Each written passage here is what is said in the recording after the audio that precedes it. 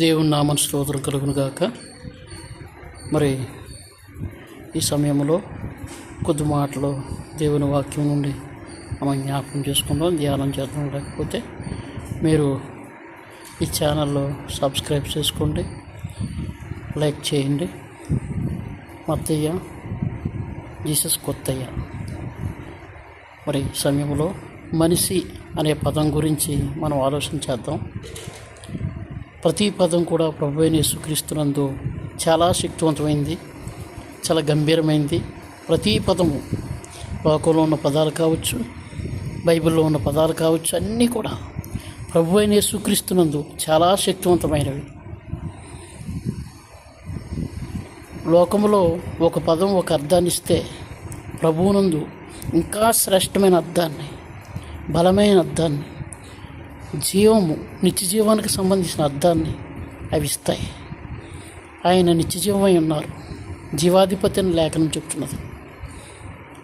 అపొస్తలుల కార్యాలు 3:15 జీవాధిపతి ఆయన, జీవాధిపతి అని లేఖనం చెప్తున్నది.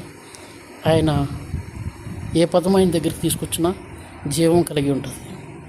మనిషి అనే పదం యేసుక్రీస్తు ప్రభు వెలుగులో ధ్యానం చేసినప్పుడు యోహాను సువార్త 8:12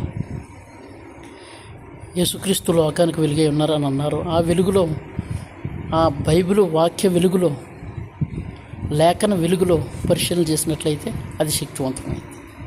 ఒక ఏకైక దేవుడు ఉన్నారు, ఈ సృష్టి అంతటిని చేశారు ఆయన. యోహాను సువార్త 1:1 సమస్తము ఆయన మూలంగా కలిగినది ఏదో లేకుండా కలగలేదు అని లేఖనం చెప్తుంది. అంటే సమస్తము యేసు ప్రభు మూలంగా కలిగిందని లేఖనం చెప్తుంది.